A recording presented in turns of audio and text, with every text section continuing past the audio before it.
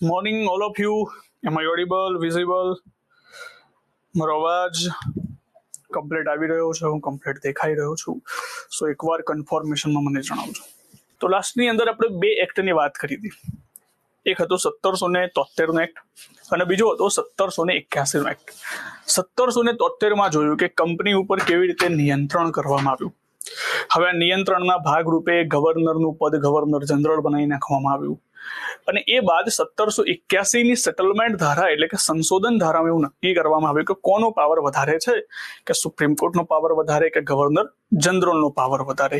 એ બંનેનું જે વિવાદ છે 1781ના ધારામાં પરિપૂર્ણ કર્યું. બસ બિલકુલ મજામાં.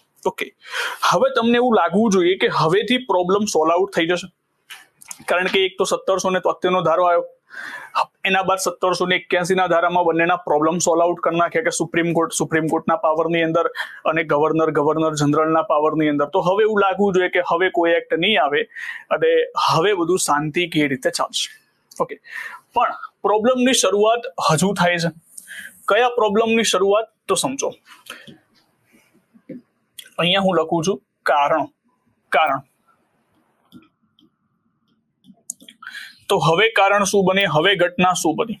તો યાદ કરો, મેં તમને કહ્યું હતું કે 1773ના ધારા મુજબ ભારતના ગવર્નર એટલે કે 1773ના ધારા મુજબ બંગાળના ગવર્નરને બંગાળના ગવર્નર જનરલ બનાવવામાં આવ્યા. તો મને એ કહેજો કે આ બંગાળના ગવર્નર જનરલ કોણ બન્યા હતા પહેલા? બંગાળના પ્રથમ ગવર્નર જનરલ કોણ બન્યા હતા? યાદ કરો રિપીટેશનની અંદર.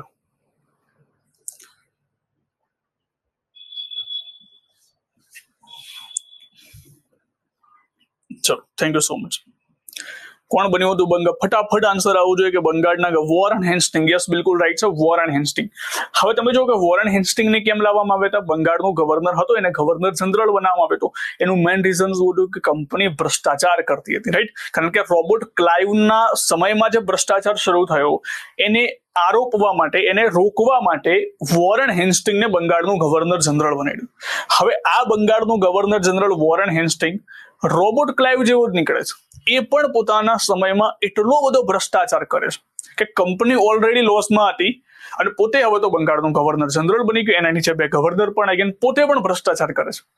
તો હજુ વોરન હેસ્ટિંગનો ભ્રષ્ટાચાર અટકતો નથી, એટલે હજુ કંપની દેવામાં જ ડૂબેલી છે. તો સૌથી પહેલું કારણ હતું કે 1784નો પિટ્સનો એક્ટ લાવવા પાછળનું કારણ ભ્રષ્ટાચાર, કંપનીમાં દેવું. બીજું, બ્રિટનમાં બ્રિટિશ જનતાનો રોષ અથવા તો બ્રિટિશ જનતાનો ગુસ્સો. કારણ કે જોઈ રહ્યા હતા કે લાંબા સમયથી 1773નો એક્ટ આવ્યા પછી બધું જ શાંતિ કેવી રીતે પતી જશે, આરામથી હવે કંપની સારામાં સારો વ્યાપાર કરશે. પણ સમયગાળો 1784 સુધી પહોંચી ગયો હતો. 1784 સુધીની અંદર કંપની હજુ દેવામાં હતી. એનું કારણ હતું વોરન હેસ્ટિંગ અને હજુ પણ ખાનગી વ્યાપાર શરૂ હતા. ખાનગી વ્યાપાર શરૂ હોવાના કારણે કંપની દેવામાં હતી. બ્રિટનની જનતાનો ગુસ્સો જોવા મળતો હતો, કારણ કે સરકારની એક મેજર કંપનીના રૂપે હતી, તો બ્રિટનની અર્થવ્યવસ્થા ખોરવાઈ રહી હતી. બીજું એક રીઝન,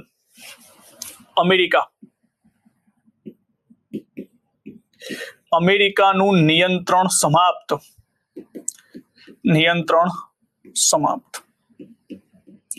અમેરિકા ઉપર બ્રિટનની શક્તિ હતી, ઈસ્ટ ઇન્ડિયા કંપનીનો પાવર ત્યાં જોવા મળતો હતો. પણ આ એ સમયગાળો હતો કે જ્યારે અમેરિકા એમના હાથમાંથી નીકળી જાય છે.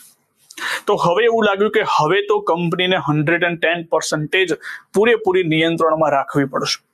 અને એ વખતે વડાપ્રધાન તરીકે હોય છે વિલિયમ પિટ, જેને કહેવામાં આવે છે ધ યંગર, બહુ યંગેસ્ટ એજની અંદર હોય છે. તો એ પોતાના સમયમાં એક એક્ટ લાવે છે જેને આપણે કહીએ છીએ પિટ્સનો ધારો.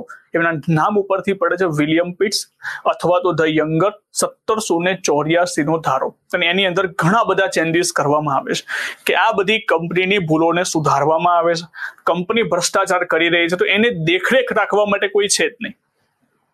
જનરલી જે ભ્રષ્ટાચાર થતો હતો વ્યાપારની સાથે સાથે રાજકીય બાબતોમાં પણ જોવા મળતો હતો. ભેટ સોગાદો સ્વીકારવામાં આવતી હતી. એટલા માટે હવેથી એવું કહેવામાં આવ્યું કે આમની બુદ્ધિ તો વ્યાપારી જેવી જ છે. તો હવે આમના ઉપર નિયંત્રણ રાખવા માટે એક નવી સંસ્થા બનાવી જેનું નામ રાખવામાં આવે બોર્ડ ઓફ કંટ્રોલ BOC, અને એમાં 6 માણસો હોય અને 6 માણસોને બ્રિટનના સમ્રાટ દ્વારા નિયુક્ત કરવામાં આવશે, અને એવા 6 માણસો ડાયરેક્ટલી રાજા રાણીને રિપોર્ટ કરશે, અને એ કોનું નિયંત્રણ રાખશે? કંપની ઉપર બરાબર ધ્યાન રાખશે કે કંપની ભ્રષ્ટાચાર કરે છે કે નથી કરતા. કંપનીનું વ્યાપારી જ કામ આપી દેવામાં આવશે, બાકીનું કામ આ બોર્ડ દ્વારા કરવામાં આવશે.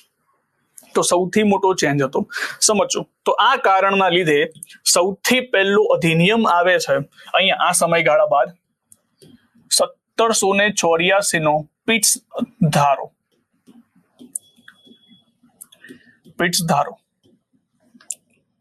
1784 ના પિટ્સના ધારામાં સૌથી પહેલા કહેવામાં આવે છે એક નવી શાખા. સૌથી પહેલા કોના દ્વારા? તો વડાપ્રધાન વિલિયમ પિટ દ્વારા. લખવું એટલે લખી દેજો કે આ બ્રિટનના જે તે સમયમાં વડાપ્રધાન હતા વિલિયમ પિટ્સ, જેને કહેવામાં આવે છે ધ યંગર, એમના દ્વારા એક નવી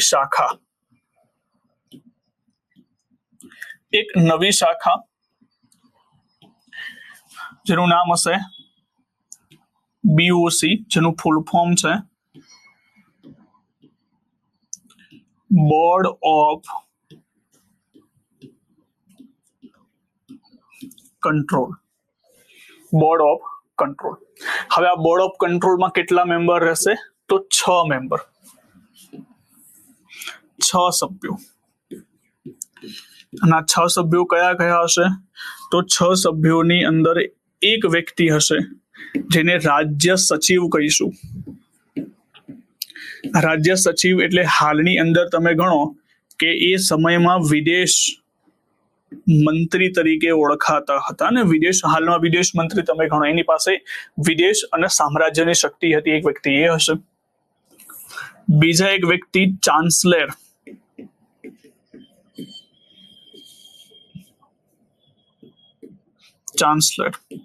તો ચાન્સલર જે હતા એક આ પણ મંત્રી હતા, પણ આ નાણાં મંત્રી હતા, કારણ કે મેઇન વસ્તુ હતી નાણાં, અને કારણ કે કંપની ભ્રષ્ટાચાર કરતી હતી તો રોકવા માટે, આ કંટ્રોલ કરવા માટે નાણાં મંત્રી.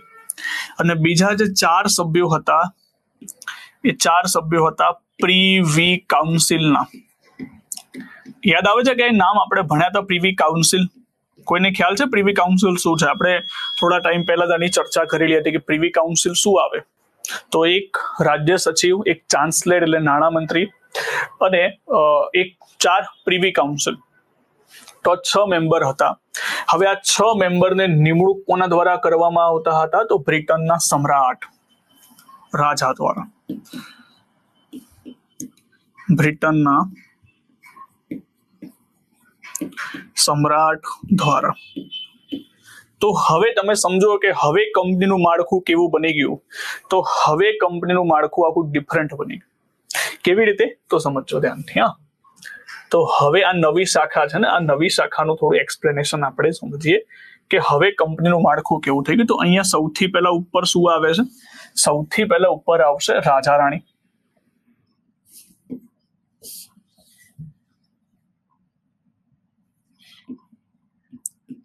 રાજા અથવા તો રાણી અથવા તો સમ્રાટ તમે ગણી લો.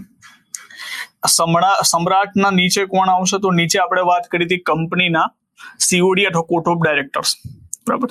તો અત્યાર સુધી આ શાખા હતી, હવે 2 શાખા બની ગઈ. એક શાખા બની ગઈ BOC, જે આ શાખા હતી, અને બીજી શાખા બની ગઈ COD. કેટલા મેમ્બર હતા COD માં? યાદ કરો, 24 મેમ્બર હતા ને. પ્રોપરાઇટર કહેવામાં આવતું હતું. આપણે શરૂઆતમાં ભણ્યા તેમનો કાર્યકાળ 1 વર્ષથી 4 વર્ષનો કરી દીધો. અને અહીંયા જે BOC માં થઈ ગયા કેટલા મેમ્બર? 6 મેમ્બર. આ તો હજુ પણ હતા, પરંતુ આમની શક્તિ ઘટાડી દેવામાં આવી. હવે આ બંને લોકો કોને આદેશ આપશે? આ બંને લોકો આદેશ આપશે ગવર્નર જનરલને.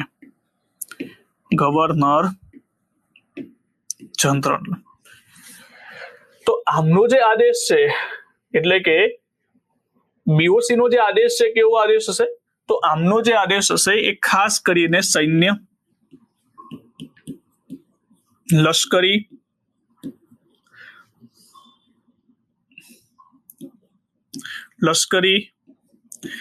મહેસૂલી બાબતની અંદર સલાહ આપવાનું કામ અથવા તો સજેશનનું કામ હવે બીઓસી બોર્ડ ઓફ કંટ્રોલ કરશે.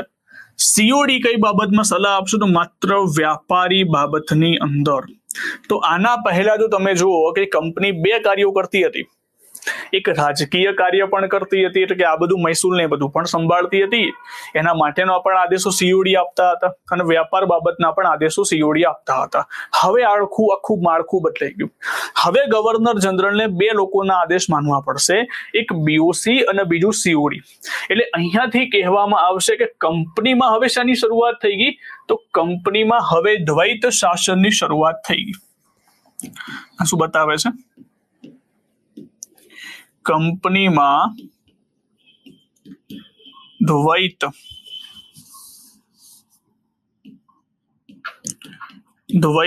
શાસન ની શરૂઆત. એટલે કંપનીમાં હવે બેવડી શાસનની શરૂઆત થઈ ગઈ કે જ કંપનીની અંદર બે લોકો અલગ અલગ પોતાની રીતે નિર્ણય કરશે. નિર્ણય કોને આપશે? Governor general. અને એ ગવર્નર જનરલના નીચે કોણ આવશે? તો એ ગવર્નર જનરલના નીચે ગવર્નર આવશે અને કર્મચારી આવશે. ગવર્નર અને નીચે કર્મચારી. ચલો, ખ્યાલ આવી ગયો. પહેલો પોઈન્ટ શું હતો? તો પહેલા પોઈન્ટની અંદર બતાવે છે, આ પહેલા પોઈન્ટની અંદર બતાવે છે કે નવી શાખાની શરૂઆત થઈ ગયા. શાખા કઈ હતી? તો શાખા હતી જેને આપણે કહીએ છીએ BOC board of control. Board of કંટ્રોલમાં કેટલા મેમ્બર હતા? તો 6 મેમ્બર. હવે આ 6 મેમ્બર કોણ કોણ હતા એની પણ ચર્ચા કરી દીધી. 6 મેમ્બરનું કાર્ય શું રહેશે? તો એ લશ્કરી, સૈન્ય અને મહેસૂલ બાબતમાં સૂચના આપવાનું, અને આ શું કરશે? માત્ર વ્યાપારી બાબતમાં. આવું કેમ કરવામાં આવ્યું? તો સૌથી પહેલું રીઝન હતું ભ્રષ્ટાચાર. કારણ કે અહીંયા આ લોકો જે હતા વેપારીઓ હતા, ખાસ કરીને ભ્રષ્ટાચાર કરતા હતા, એટલા માટે નવી શાખા આવી ગઈ. હવે ડાયરેક્ટલી આ રિપોર્ટ કોને કરશે? રાજા રાણીને, કે અહીંયા આ તંત્ર ચાલી રહ્યું છે. બીજું, બ્રિટિશ જનતાનો ગુસ્સો. બ્રિટિશ જનતાના ગુસ્સાને શાંત પાડવા માટે એવું કહેવામાં આવ્યું યંગર દ્વારા કે અમારા તરફથી એક નવી શાખા બનશે જે હવે કંપનીને કંટ્રોલ કરશે. અત્યાર સુધી કંપનીના લોકો જ કંટ્રોલ કરતા હતા, પણ હવે કહેશે કે ના, હવે બ્રિટિશ સંસદ, બ્રિટિશ પાર્લામેન્ટ, બ્રિટનની જો ક્રાઉન છે એ પણ આમાં એડિશનલ છે, એ પણ એડ થયેલું છે, અને અમેરિકાનું નિયંત્રણ હાથમાંથી જતું રહ્યું એમના હાથમાંથી. તો હવે એ બાબતને ધ્યાનમાં રાખીને હવે કંપની ઉપર બધું છોડવામાં ન આવવું જોઈએ. હવે બ્રિટન ઇનડાયરેક્ટલી અહીંયા શાસન કરવા માટે એન્ટર થશે. ચલો, ક્લિયર છે આ પહેલો પોઈન્ટ બધાને? તો બીઓસી શું હતી આઈ થિંક ક્લિયર છે. હું શોર્ટમાં બોલીશ. ગુજરાતીમાં આને કહીશું આપણે નિયંત્રક મંડળ, નિયંત્રણ અથવા તો નિયંત્રક મંડળ.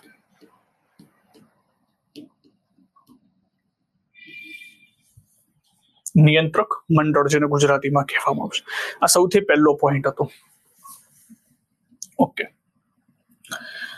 હવે તમે જુઓ કે બીજો પ્રોબ્લેમ હતો. બીજા પ્રોબ્લેમમાં આના પહેલા મેં વાત કરી હતી તો 1+4 એટલે ટોટલ લઈને 5 લોકો હતા, બરાબર. હવે આની અંદર પણ પાછા વિવાદો હતા. વિવાદો કેવા હતા? કે સરખા મત પડે તો જ ગવર્નર જનરલ મત નાખી દે, બરાબર. તો અહીંયા ગવર્નર જનરલના મતની આમ જોવા જઈએ તો કિંમત નથી. માની લો કે 4 લોકો ભેગા થઈને કહી દે કે અમારે આ નિર્ણય લેવો છે, ગવર્નર જનરલ એના ઓપોઝિટમાં હોય ને તો એ કઈ નતું થઈ શકતું.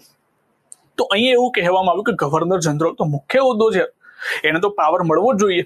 તો અહીંયા એવું કહેવામાં આવ્યું કે હવે ગવર્નર જનરલની પરિષદની સંખ્યા ઘટાડી દઈએ, કારણ કે ગવર્નર જનરલની પરિષદમાં અંદર વિરોધો ચાલી રહ્યા છે. અંદર વિરોધ ચાલી રહ્યા છે. તો હવે શું કરવામાં આવે? એની પરિષદની સભ્ય સંખ્યા ઘટાડવામાં આવે, કારણ કે હવે એને એટલા બધા કાયદા બનાવવાની જરૂર નહીં પડે, કારણ કે હવે 2 શાખાઓ થઈ ગઈ. આ વ્યાપારી આદેશો આપશે, લશ્કરી મહેસૂલી આદેશો આપશે. તો હવે અહીંયાથી કરવામાં આવ્યું કે ગવર્નર જનરલની જે પરિષદ છે એની સભ્ય સંખ્યામાં શું થઈ ગયો? ઘટાડો થઈ ગયો. ઘટાડો થઈ ગયો. ગોખવાનું નથી કોઈ વસ્તુ. જો એના કારણો છે, કારણના કારણે જ ઘટાડો થયો છે. તો કારણની અંદર અહીંયા શું કારણ હતા? ગવર્નર જનરલની પરિષદમાં વિવાદ થતા હતા. એટલા માટે હવેથી કેન્દ્ર સ્તરે જે ગવર્નર જનરલ હતા, ગવર્નર જનરલ અને એમની સાથે બીજા 2 સભ્ય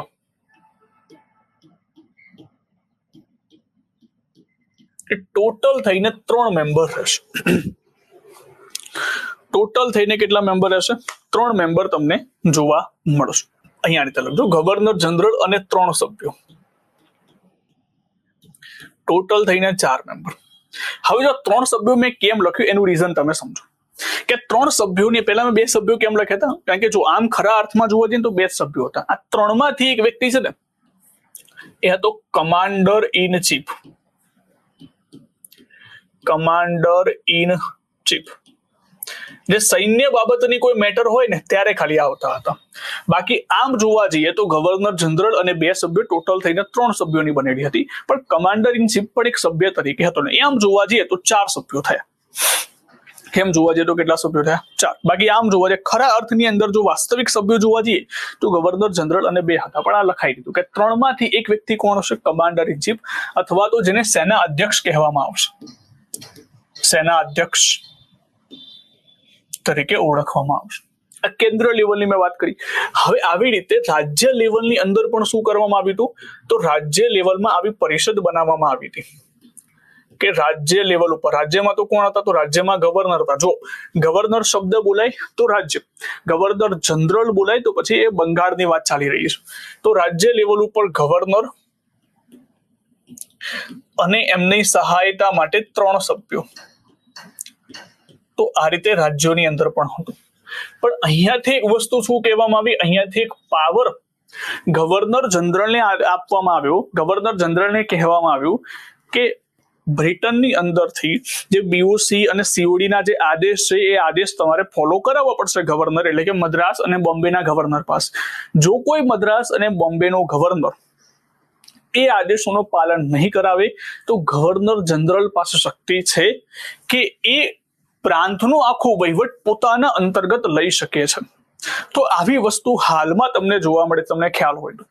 અને શું કહેવાય? તમને ખ્યાલ છે કે આવી વસ્તુ હાલમાં આપણા બંધારણની અંદર છે કે કોઈ રાજ્યનું વહીવટી તંત્ર નિષ્ફળ જાય ત્યારે કેન્દ્ર શું કરશે? કેન્દ્ર આખું વહીવટી તંત્ર સંભાળી લેશે. એને એક નામથી ઓળખવામાં આવે. તો એવી જ વાત અહીંયા ઘડી કે ગવર્નર જનરલને લાગશે કે ગવર્નર બરાબર કાર્ય નથી કરી રહ્યા તો એને પદમાંથી બરખાસ્ત કરી નાખશે અને પોતે એ આખો એરિયાને પોતાના અંતર્ગત લઈ લેશે. Yes, very good. રાષ્ટ્રપતિ શાસન. તો અહીંયા તમને રાષ્ટ્રપતિ શાસનના લક્ષણો જોવા મળ્યા કે આ ગવર્નર જનરલ પાસે પાવર થઈ ગયો કે કોઈ પણ પ્રાંતોના ગવર્નરને બરખાસ્ત કરી શકે છે. તો અહીંયાથી રાષ્ટ્રપતિ શાસન જેવા લક્ષણ. એટલા જ માટે આ ટોપિકોને આપણે શું કહીએ છીએ કે બંધારણનો ઉદ્ભવ અને વિકાસ. અને આ બધી વસ્તુ આપણે આ બધીમાંથી જ શીખ્યા છે કે આ ગવર્નર જનરલ પાસે જે તે સમયમાં આવો પાવર હતો. રાઈટ. આ એક બીજો મુદ્દો. આ સેકન્ડ પોઈન્ટ હતો. હું થર્ડ પોઈન્ટની વાત કરું તો સૌથી અગત્યનો થર્ડ પોઈન્ટમાં કહેવામાં આવ્યું કે ભારતમાં ટૂંકમાં ભારતના વિસ્તારમાં જેટલી પણ અંગ્રેજોની પ્રોપર્ટી છે, જેટલી પણ અંગ્રેજોનો વિસ્તાર છે, એ હવે બ્રિટનની અંદર કાઉન્ટ કરવામાં આવશે. તો એ જે વિસ્તાર છે એને બ્રિટિશ ભારત કહેવામાં આવશે. એટલે કે ભારતમાં રહેલો બ્રિટિશ વિસ્તારને બ્રિટિશ અધિકૃત ભારત નામ આપવામાં આવ્યું.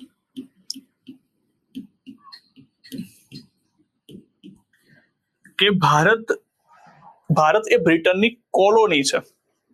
એટલે તમને પ્રશ્ન પૂછાય કયા અધિનિયમમાં પ્રથમ વખત એવું કહેવામાં આવ્યું કે ભારત એ બ્રિટનની કોલોની છે?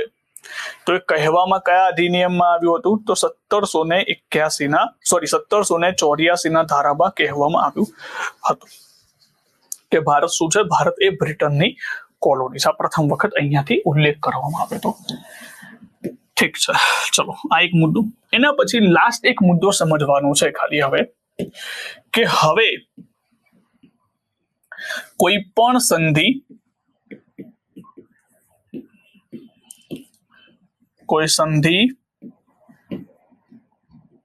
યુદ્ધ જો કરવામાં આવશે તો એવા કેસમાં બ્રિટન સંસદની મંજૂરી, બ્રિટન સંસદની મંજૂરી, એનો મતલબ માની લો કે કોઈ યુદ્ધ કરવાનું થાય, કોઈ સંધિ કરવાની થાય, તો એવા કેસમાં પહેલા સૌથી પહેલા અહીંયા બીઓસી આદેશ આપશે. બીઓસી કોના તરફી આદેશ આપશે? તો રાજા રાણી એટલે બ્રિટનના પાર્લામેન્ટ થકી આદેશ આપશે. એ મુજબ જ એ ગવર્નર જનરલ સંધિ કરી શકશે. તો અહીંયાથી સૌથી પહેલા 1784 ના ધારાના પોઈન્ટ આપણે સમજીએ. તો 1784 ના જે અગત્યના પોઈન્ટ હતા, 4 પોઈન્ટ શીખવા જેવા હતા, સમજવા જેવા હતા. ચલો ક્લિયર, હું ફરી એકવાર રિપીટ કરી દઉં. શું હતું? તો એક નવી શાખા બની, BOC, board of control, right. હવે આજે નવી શાખા બની શું કરશે? લશ્કરી, સૈન્ય અને મહેસૂલ બાબતમાં આદેશ આપશે. અહીંયા જે છે વ્યાપારી બાબતોમાં આદેશ આપવાનું કામ કરશે. બીજું અહીંયા કહેવામાં આવ્યું કે કેન્દ્રના ગવર્નર જનરલની પરિષદમાં સભ્ય સંખ્યા ઘટાડી દેવામાં આવી. એનું રીઝન મેં તમને કહ્યું, ગવર્નર જનરલ અંદર ઝઘડતા હતા અને કોઈની પાસે એટલો પાવર નતો, તો પાવર અહીંયા ઘટાડી દેવામાં આવ્યો. એટલે કે પાવર્સમાં સભ્ય સંખ્યા ઘટાડી દેવામાં આવી, શક્તિમાં થોડો વધારો થયો. પ્રથમ વખત બ્રિટિશ અધિકૃત પ્રદેશ તરીકે ઓળખવામાં આવ્યો અને કોઈ સંધિ કે યુદ્ધમાં બ્રિટનની પરવાનગી લેવી પડશે. ઠીક છે. તો હવે 1784 ના ધારા બાદ હજુ આપણને એવું થશે કે ના, હવે બરાબર વ્યવસ્થિત બધું સેટ થઈ ગયું. પણ ક્યારે પણ તમે જુઓ કે જ્યારે આ બધું વ્યવસ્થિત સેટ થાય ને તો પાછો નવો એક ધારો હોય છે. હવે નવા ધારાનું નામ છે સેટલમેન્ટ ધારો. હવે આ સેટલમેન્ટ ધારો કેમ લાવવામાં આવે તો સમજો કે સાહેબ હજુ પણ કંપની ભ્રષ્ટાચારમાં હતી, તો હજુ પણ કંપની ભ્રષ્ટાચારમાં હતી, ભ્રષ્ટાચારમાંથી નીકળવાનું નામ નથી લેતી. તો એક વ્યક્તિ ભારતમાં આવશે જેનું નામ છે કોર્નવોલિસ, જે બહુ બધા સુધારા કરે છે. કોર્નવોલિસ એક ભયાનક સુધારા કરે છે. હવે કોર્નવોલિસે કહ્યું કે હું યાર ગવર્નર જનરલ બનીશ, એનો વાંધો નથી, પણ તમે અહીં તો જુઓ, અહીં તો ગવર્નર જનરલ પાસે પાવર જ નથી. કારણ કે આ 3 લોકો અંદર નિર્ણય કરશે. સરખો મત પડે તો એને ગવર્નર જનરલને વોટ આપવાનો. તો મારે કોઈ કાર્ય કરવું હોય તો મારી પાસે પાવર હોવું જોઈએ, શક્તિ હોવી જોઈએ. શક્તિ ના હોય તો એવા કેસમાં હું કામ કેવી રીતે કરી શકીશ? તો અહીંયા આગળના ધારાની અંદર કોર્નવોલિસ ગવર્નર જનરલ બનવા માટે તૈયાર થાય, પણ એને 2 શરતો મૂકી કે જો બંને શરતો મને મળે છે તો જ હું સુધારા કાઢીશ ને કંપનીની અંદરથી ભ્રષ્ટાચારમાંથી બહાર કાઢીશ. તો હવે જે ધારો આવશે માત્ર ને માત્ર કોર્નવોલિસની ડિમાન્ડ પર આવશે. કોર્નવોલિસની 2 ડિમાન્ડ હતી કે ગવર્નર જનરલનો પાવર વધારો, ગવર્નર જનરલ પાસે વીટો પાવર હોવો જોઈએ. વીટો પાવરનો મતલબ માની લો કે આ 3 સભ્યો એવું કહે છે કે આ નિર્ણય અમારો છે, પણ વિશેષ પરિસ્થિતિની અંદર ગવર્નર જનરલ પાસે પાવર હોવો જોઈએ કે જે કાઉન્સિલનો નિર્ણય રદ કરી શકે. માની લો કે 3 સભ્યો એવું કહેતા કે આ જગ્યાએ યુદ્ધ કરવું છે, પણ જો ગવર્નર જનરલ ના પાડી દે કે નથી કરવું તો પછી પૂરું. તો આ 1786 કોર્નવોલિસની પહેલી ડિમાન્ડ હતી. કોર્નવોલિસની બીજી ડિમાન્ડ પણ હતી કે માની લો કે યુદ્ધ કરવાનું થાય તો વિવાદ ક્યાં થતા હતા? સેના અધ્યક્ષ અને ગવર્નર જનરલ પાછા વિવાદ થતા હતા. સેના અધ્યક્ષ આની પ્રમાણે ચાલવા લાગે, ગવર્નર જનરલ પોતાની બુદ્ધિ દોડાવે, બંને પોતપોતાના અલગ વિચારતા. તો અહીંયા કોર્નવોલિસે બીજી ડિમાન્ડ મૂકી કે જે સેના અધ્યક્ષ છે ને એ હું જ બની જઈશ. એટલે હું જ ગવર્નર જનરલ અને હું જ સેના અધ્યક્ષ, મારે બીજું કોઈ ના જોઈએ. તો 2 ડિમાન્ડ એની હતી અને આ બંને ડિમાન્ડને ફૂલફિલ કરવામાં આવી. અને એટલા માટે હવે જે એક્ટ આવશે એ એક્ટનું નામ છે 1786 નો ધારો, જેને આપણે કહીએ છીએ કોર્નવોલિસ એક્ટ.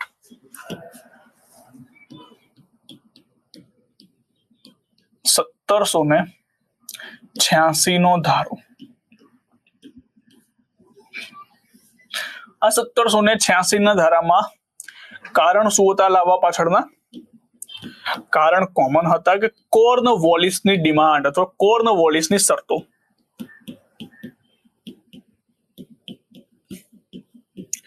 કોર્નવોલિસની શરતો. શરતોમાં પહેલી શરત હતી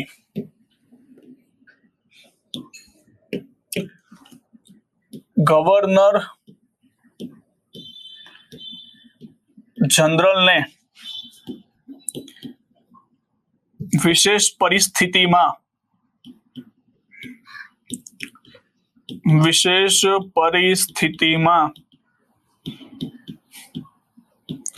પરિષદનો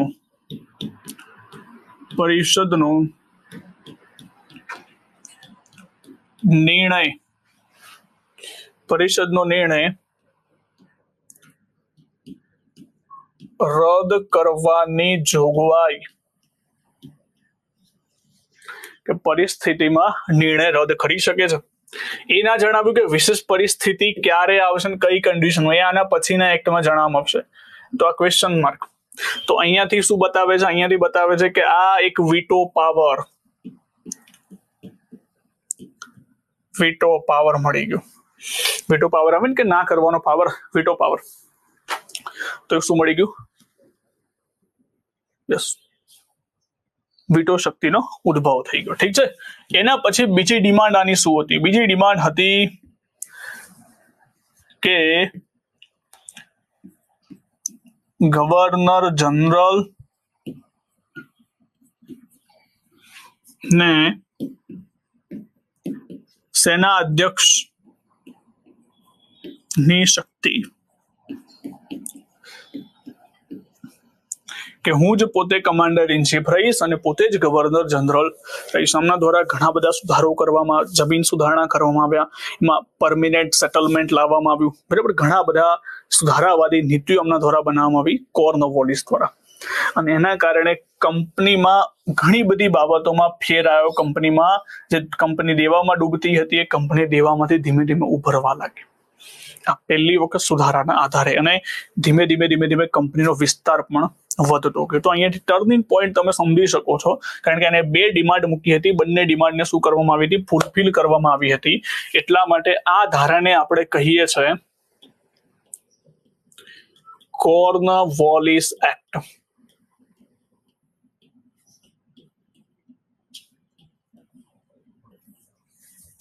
આ ધારાને શું કહેવામાં આવશે? Cornwallis act. ચલો અહીં સુધી બધાને ક્લિયર છે? 1784, 1786, જો 2 જ વર્ષમાં સંશોધન ધારો લાવવો પડે તો. હવે એના પછી એક ધારો આવશે બીજો. તો 1786 ના ધારા બાદ હવે જે આ કોર્નવોલિસના એક્ટ પછી હવે ધીમે ધીમે સુધારા થવા લાગ્યા. સુધારાની બાદ હવે જે એક્ટ આવશે 1793.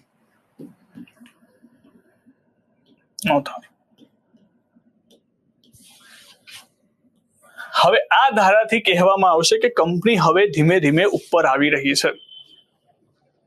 કંપની ઉપર આવી રહી છે, તો હવે કંપનીમાં એટલા બધા આપણે ચેન્જીસ નથી કરવા. તો હવેના જે ધારા આવશે ને, એ ધારા આવશે દર 20 વર્ષે. તો હવે 20 વર્ષ વગર હવે કંપનીનો ધારો નહીં આવે. એટલે હવે જે કંપનીનો પરવાનો જે 15 વર્ષનો હતો ને, હવે 20 વર્ષનો કરી નાખ, કે કંપનીને 20 વર્ષ માટે રિન્યુ કરવામાં આવશે. તો જો હવે તમારે ધારા યાદ નહીં રાખવા પડે. હવે 1793 નો ધારો, એના પછી 20 વર્ષ પછી ધારો આવશે 1813, 1853, સોરી 1833 અને 1853. એવી રીતે ધારા બનતા રહેશે. દર 20 વર્ષે ધારા બનતા રહેશે. કારણ કે હવે કંપની સ્ટેબલ મોડ ઉપર આવી ગઈ હતી ડ્યુ ટુ કોર્નવોલિસે ઘણા બધા સુધારા કર્યા એના કારણે. તો હવે કંપની ધીમે ધીમે અર્નિંગ કરવા લાગી હતી. તો હવે 1793 ના ધારામાં કહેવામાં આવ્યું સૌથી પહેલા કારણ શું હતા?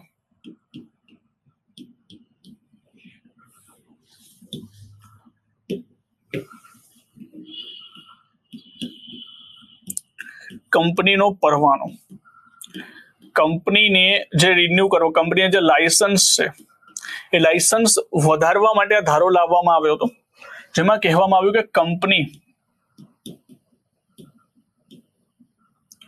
કંપનીને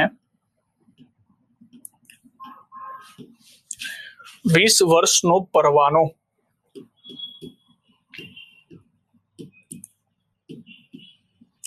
કે હવે જે ધારો આવશે કેટલા વર્ષે આવશે? દર 20 વર્ષે આવતો રહેશે. કંપનીનો પરવાનો 20 વર્ષનો કરી દીધો. તો એટલા માટે જો હવે એના પછીના જે ધારા આવશે, ઉદાહરણ તરીકે હું લખી દઉં, પરવાનો તમને ખબર ના પડે તો હું લખી દઉં કે 1813 નો ધારો આવશે. આના પછી 1833 અને 1853 હજુ આવત, પણ એ પછી કંપની પડી ભાગી, રાઈટ? બાકી 20 વર્ષે ધારો આવત. તો પહેલા કેટલા વર્ષનો હતો? પહેલા 15 વર્ષનો, હવે 20 વર્ષનો કરી દીધો. બીજું અહીંયાથી કહેવામાં આવ્યું કે BOC એટલે કે બોર્ડ ઓફ કંટ્રોલ ને, એટલે બોર્ડ ઓફ કંટ્રોલમાં જે 6 મેમ્બર હતા ને, એને પગાર ભથ્થા અને જે પગાર ભથ્થા છે ને એ ભારતની નિધિમાંથી આપવામાં આવશે. વિચાર તો કરો, ભારતની નિધિમાંથી.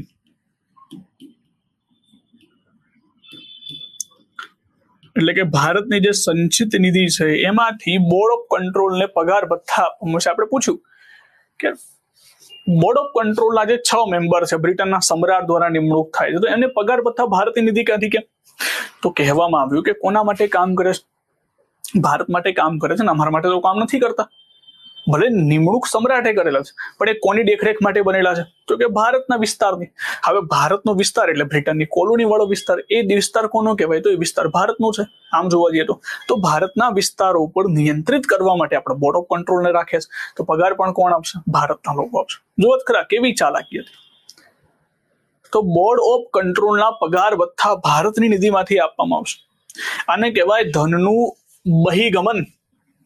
અને જે ભારતનો રૂપિયો બહાર કેવી રીતે લાવવો, વિદેશમાં કેવી રીતે લઈ જવો, તો એને આ થિયરીના અંદર જોવા મળશે.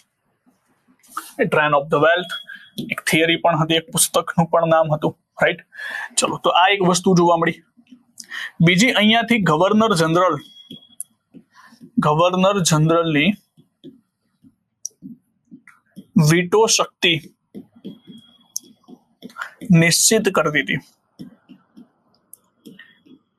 નિશ્ચિત કરવામાં આવી. કેવી રીતે નિશ્ચિત અહીંયા મેં કહ્યું કે ગવર્નર વિશેષ પરિસ્થિતિમાં વીટો પાવરનો ઉપયોગ કરી શકે. અને વિશેષ પરિસ્થિતિને વર્ણવવામાં આવી કે કઈ એવી વિશેષ પરિસ્થિતિ હોય જ્યારે ગવર્નર જનરલ પોતાની વીટો શક્તિનો પ્રયોગ કરે. તો એક લખવામાં આવ્યું, કંપનીનો વિસ્તારની બાબત હોય, કંપનીના વિસ્તારની બાબત હોય, એક સુરક્ષા અને સલામતીની બાબત હોય,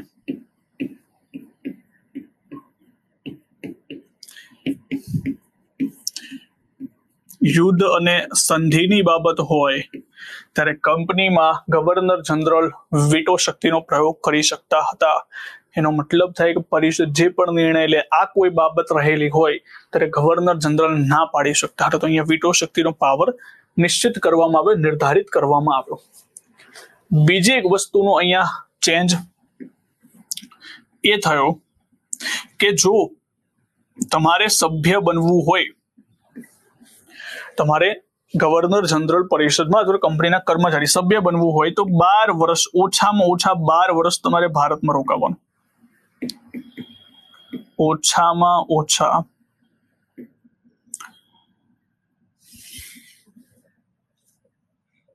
સભ્ય બનવા માટે ઓછામાં ઓછા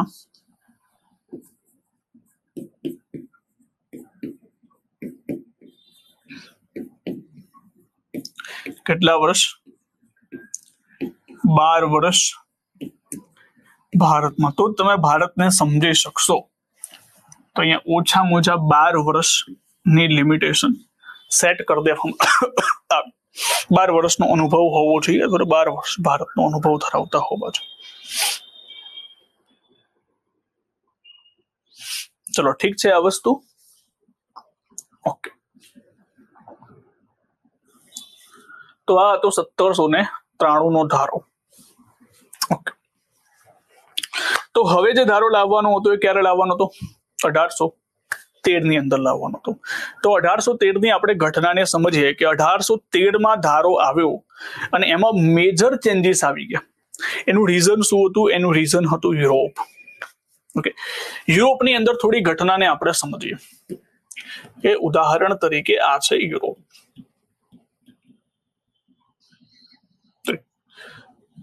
આખું યુરોપ તમે સમજો.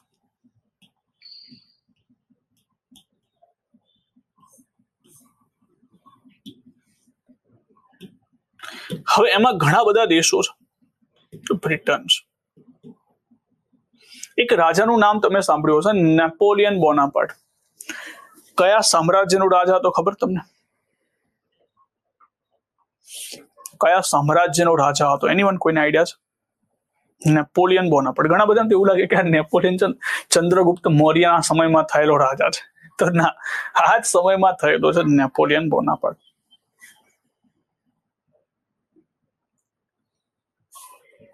કોઈને આઈડિયા હોય, ભણ્યા હોય તો ખ્યાલ હશે.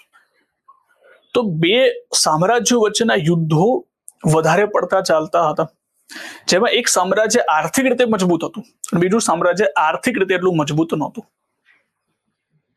પોર્ટુગલ? ના ના ના, પોર્ટુગલ નહીં.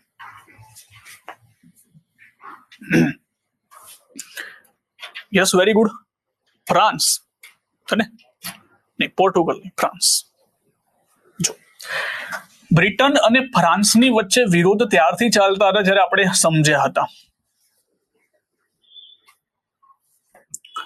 તો હવે સમજો, ઘટના એવી બની, ઇટલી, ફ્રાન્સ, મેજરલી ફ્રાન્સનો વિસ્તાર. હવે સમજો કે આ ફ્રાન્સના વિસ્તારની અંદર નેપોલિયન એક થિયરી આપી. નેપોલિયનને લાગ્યું કે યાર આપણે છે ને આ બ્રિટન અને એના સામ્રાજ્યનો નષ્ટ કરવો પડશે, ધીમે ધીમે એની શક્તિમાં ઘણો વધારો થઈ રહ્યો છે. તો નેપોલિયન જયારે વિચારતો હતો ત્યારે એ પણ વિચાર્યું કે આપણે હવે બ્રિટનને હરાઈ કેવી રીતે શકે, કે તમને ખબર છે કે બ્રિટન ઉગતા સૂર્યનો દેશ કહેવામાં આવતો હતો. એનું રીઝન છે જે જગ્યા ઉપર તમે જો બધી જ જગ્યા ઉપર બ્રિટનનું સામ્રાજ્ય, તો એને તોડવું હોય તો એને તોડવા માટે એની આર્થિક સ્થિતિને તોડવી પડશે, કારણ કે આર્થિક રીતે બહુ મજબૂત છે, પૈસા ટકા લેખે બહુ સારામાં સારું છે. તો અહીંયા ફ્રાન્સના એ વખતે નેપોલિયન બોનાપાર્ટે એક થિયરી આપી.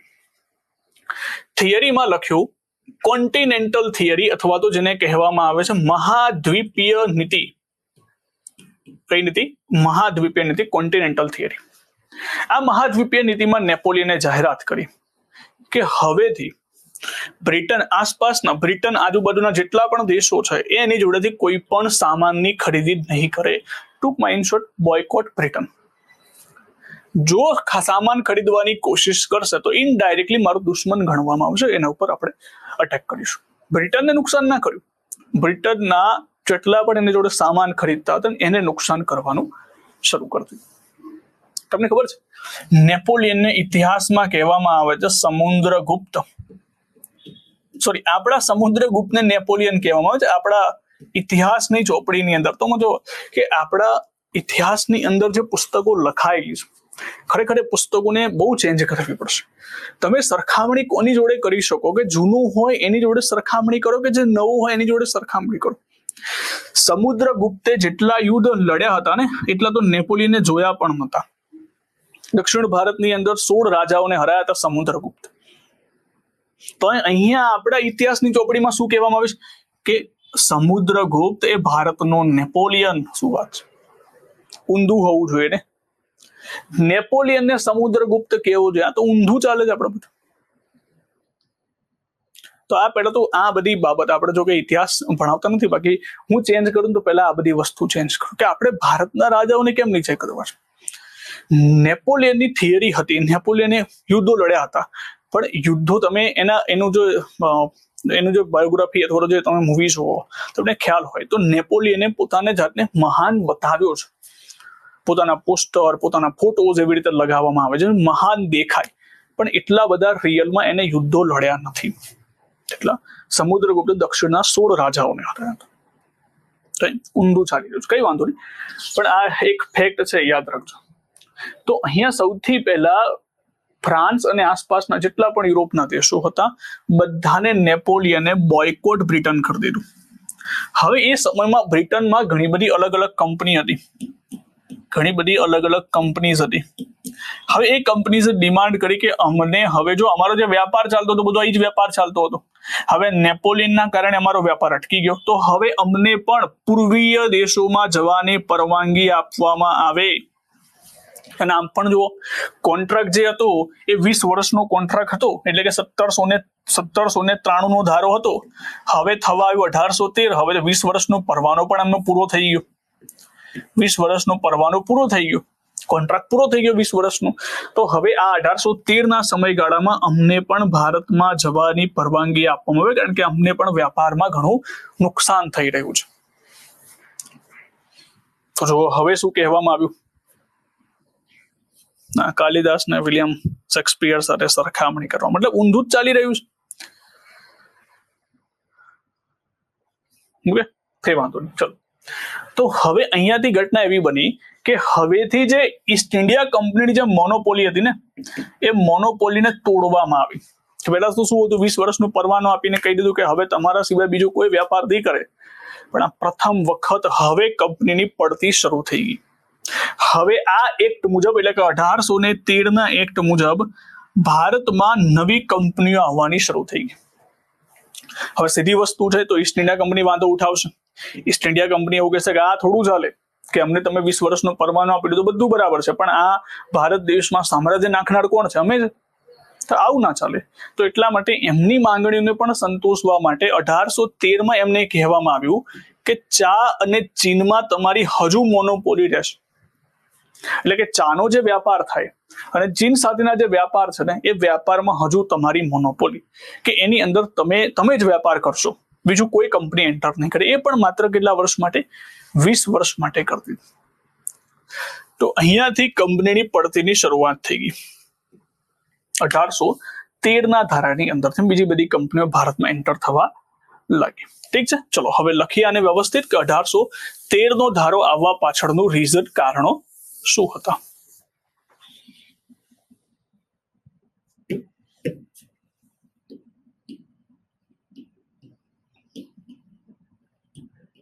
જેને આપણે ચાર્ટર એક્ટ કહેવામાં આવશે, 1813 ચાર્ટર એક્ટ.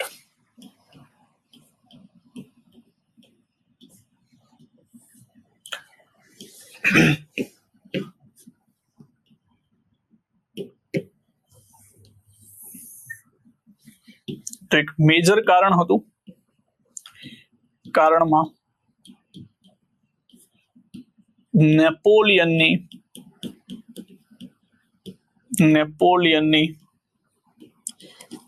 મહાદ્વીપીય નીતિ.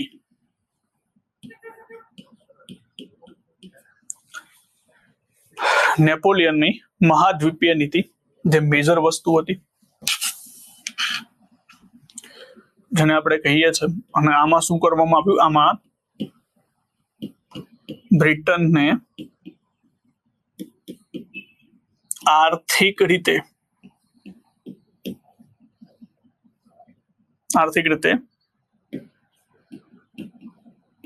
નુકસાન,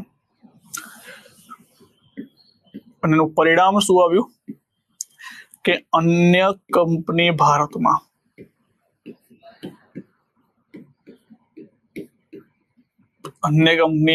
આવવાનું ટ્રાય કર્યો. આ એક રીઝન હતું જે 1813 અધિનિયમ મુજબ.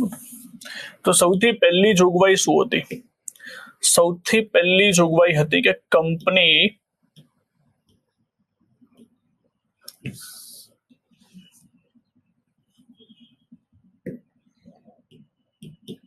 કંપનીને એટલે કે ઈસ્ટ ઇન્ડિયા કંપનીને ચા અને ચીનનો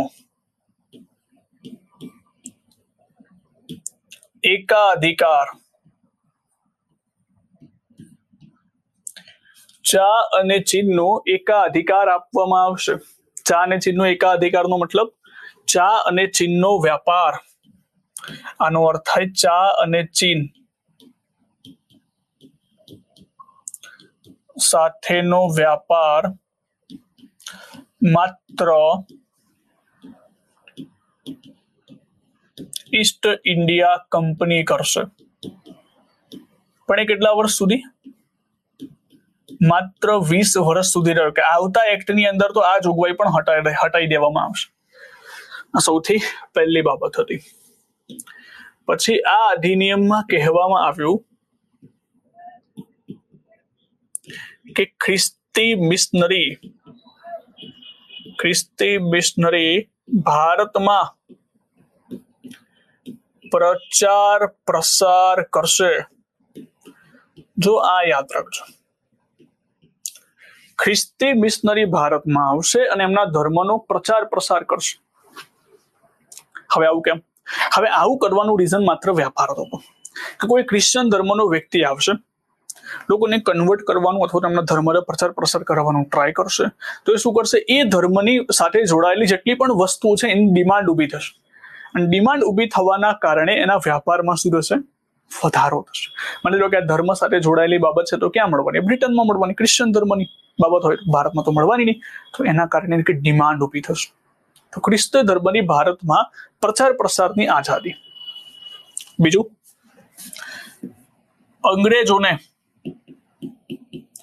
અંગ્રેજોને ભારતમાં પ્રવેશ માટેની મંજૂરી કોઈને પૂછવાની જરૂર નથી, ડાયરેક્ટલી ભારતમાં એન્ટર કરી નાખવાનું. તમામ અંગ્રેજોને કહી દીધું કે તમે ભારતમાં આવો, જેમ એમના કહેવાય ને કે પિતાનું ભારત હોય કે તમે ભારતમાં આવો, ભારતમાં આવીને તમે એન્જોય કરો, કોઈ જાતની કોઈ પરમિશનની જરૂર નથી. ભારતમાં આવવાની એમને પરવાનગી આપી દીધી અંગ્રેજો. બીજું, અંગ્રેજી શિક્ષણના પાયાની શરૂઆત.